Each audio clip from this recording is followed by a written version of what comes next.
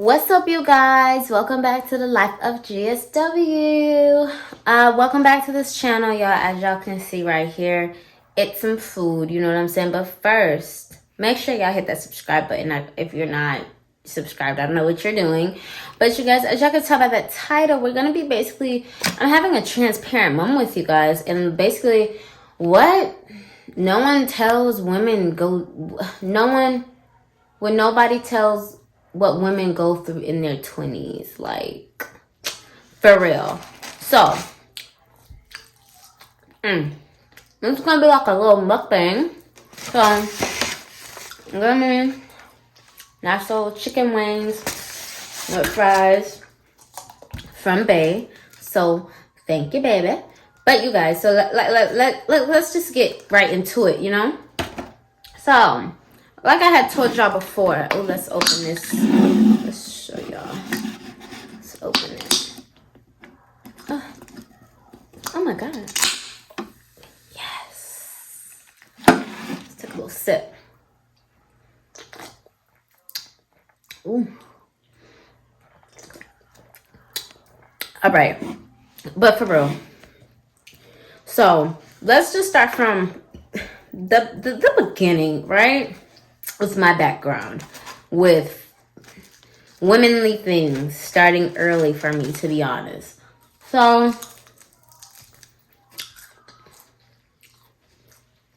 I got my first period when I was I believe that was in the 3rd grade or either the 5th grade. I can't remember. So that was when I first got my period. Okay, cool. And then I've always just, girls, everyone grows hair down there, okay? If you say you don't, oh well, whatever. But everyone grows some type of hair down there. Your hair could either be straight, your hair could either be curly, or whatever. Some can be thick, some can be fine. For me, I had more so thick hair, and it was curly. So I always had issues down there more so with ingrown hairs that I never even knew about at the age that I was in. And then getting to high school, let's see. In high school, I used to shave, you know what I'm saying, with the razors, clippers, and everything. I used to shave like that. I did not know anything about waxing. So I did that. And that's what basically created razor bumps. And I wouldn't really tend to them very well. I would see them, might scratch them, not wear the correct underwear, and things like that. So, one particular time, I didn't touch this particular bump. I didn't tend to it. I didn't put it on alcohol on it like my parents would usually tell me to. Or see if it had pus in it or nothing. And I ended up developing an abscess. So I'll put a definition and picture up here what an abscess really is. So I had that. It was so hard for me to walk in school. I basically had sweats. I had to wear sweats only.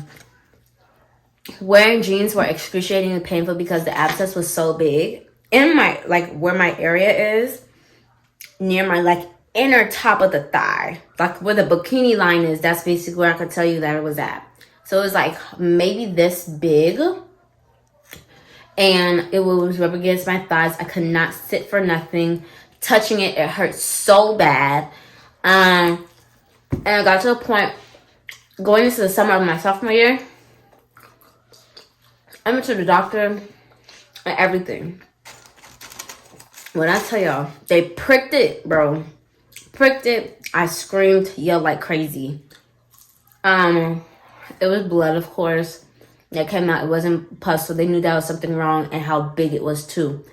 And they tried to numb it, I believe, one time and tried to do something. And it was bad. So, they ended up saying that I had to have surgery, which was weird. I've never had surgery at any moment of my life until then. I've only was in the hospital when I was born, pushed out the womb. So we had to have I had to have surgery on an abscess. It was, I believe, 47 centimeters deep, something like that. They caught it in time because the infection could have got into my blood vessels or whatever, and could have caused a really, really, really bad infection and made the process way worse. So I had to be in surgery for that.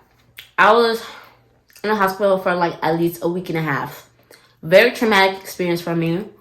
And yeah, it was a lot for me. So ever since then, also, and my period was on when I did have my surgery. So now, currently, when I do get periods sometimes, where I have my surgery at, it gets very, very, it feels raw in a way and very sore. So that's sometimes how I used to know when my period would come on. And also, so that happened. That was fine. And they can come back frequently, actually. In like a 3-year span, I believe. So after that, I was fine. Okay.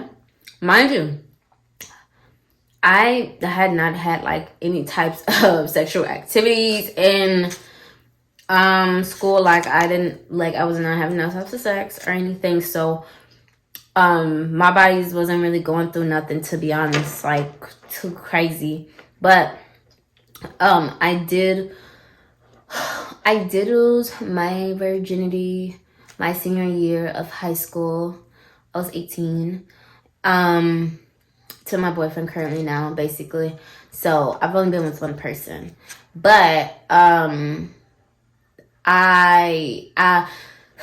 after that, things changes so much, y'all. Birth control, boobs growing. Oh my god, I had the most horrible boob spurt. I don't even know if that's a thing. Like, my boobs were growing. It was so sore. It hurt when I laid down. Now, I don't know if anybody else relates to me right now, but it was horrible for me. And then after that, I had gained a lot of weight. I don't know if it was really from my birth control, but you know, they do say birth control does make you gain weight. So ladies, be mindful of that too if you want to get on birth control.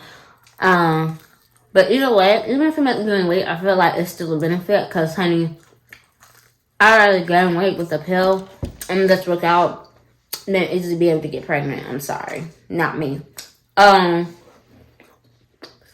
So then after that, it was kind of like smooth sailing. My little abscess kind of popped up again. And I had to go to the doctor. It was pus in it this time. They stuck a needle in it, bro. Numbed me.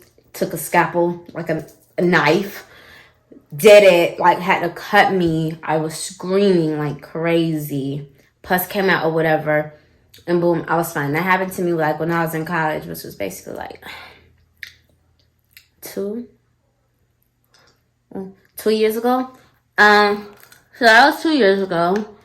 And then I almost had another scare last year. And that was my last straw. Because I'm like, bro, I don't know. I'm using Nair. I'm not shaving or nothing. But I went to my gynecologist, talked to them or whatever, gave me a pill for it to go down. Thank God it went down, because if it didn't and it would swell back up, I was going to have to go again. And they were going to have to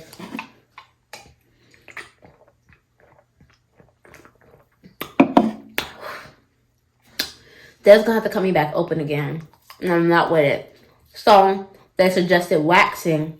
And I was thinking about waxing, you know.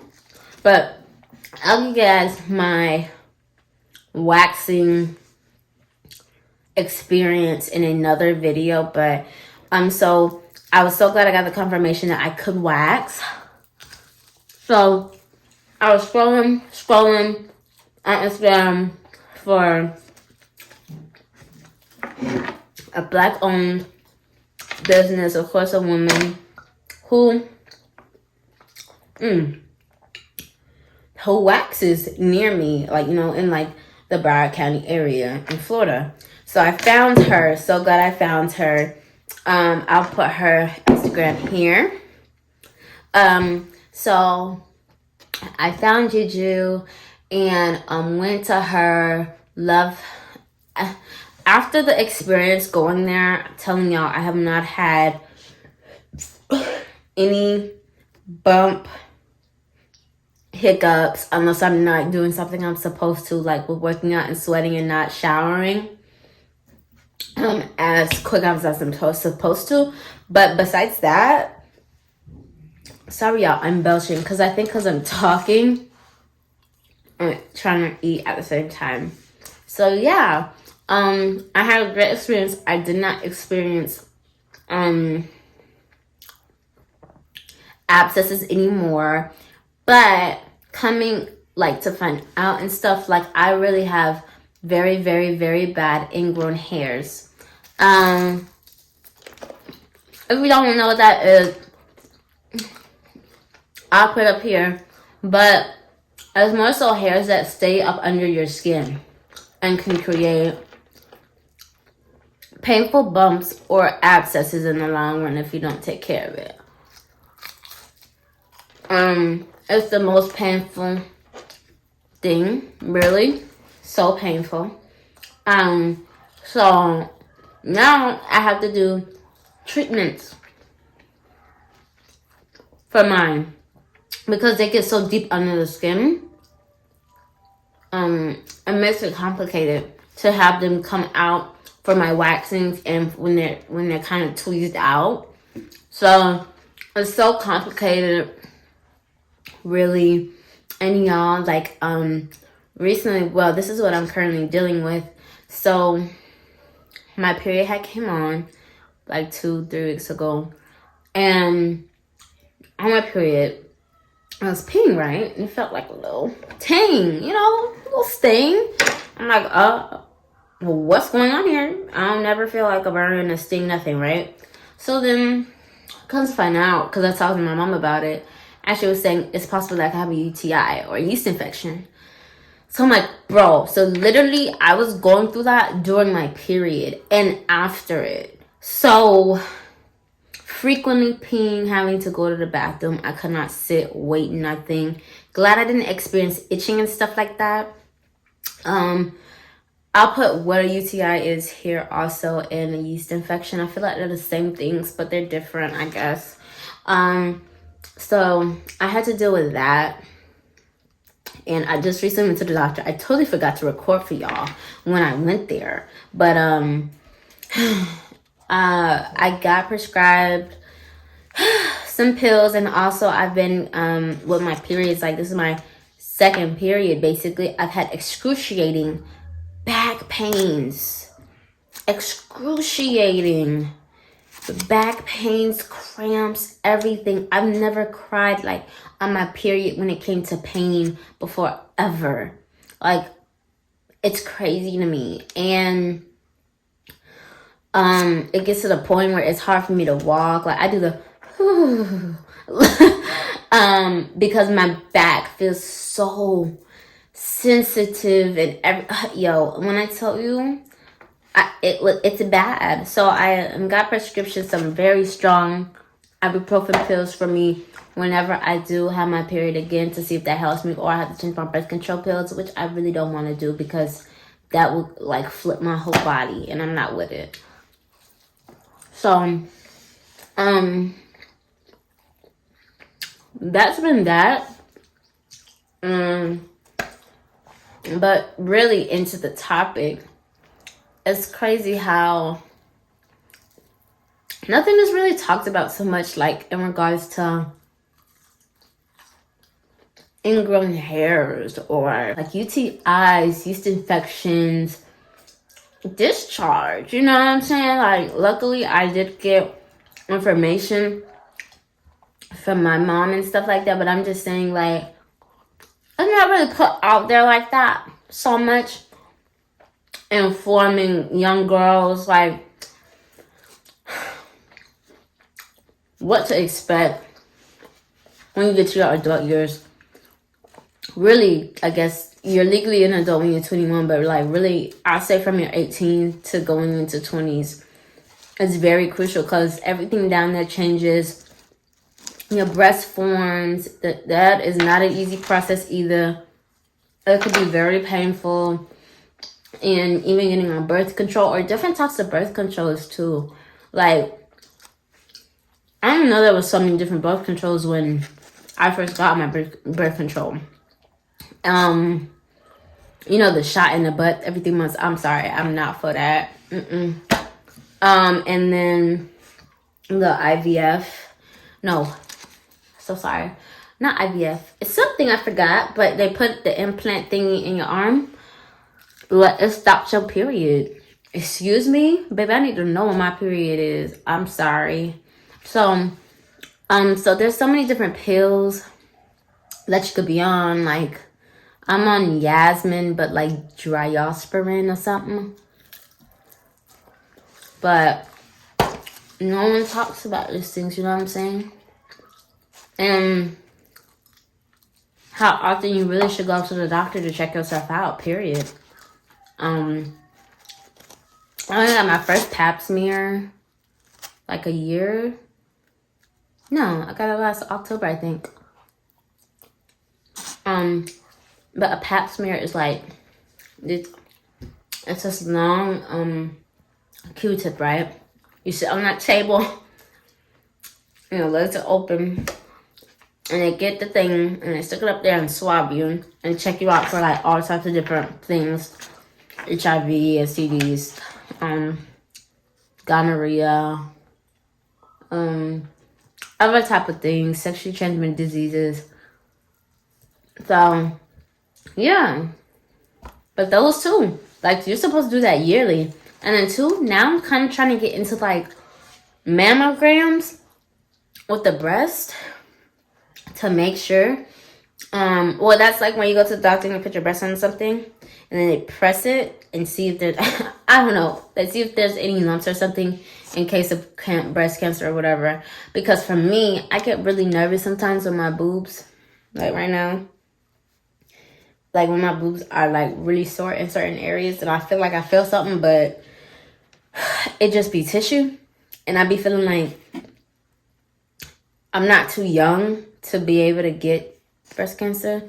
But, you know, God forbid, take the rule for me, bless me. But apparently, I mean, it's not too bad for you to start doing these type of things when you're younger. I just feel like when you're able to go to, you know, doctor's offices and stuff, find you a nice gynecologist or even a clinic, you know what I'm saying? To go ahead and get yourself checked out with everything, like everything. Because I think that's what I'm going to, or not think, I am. That's what I'm going to be doing this year. Because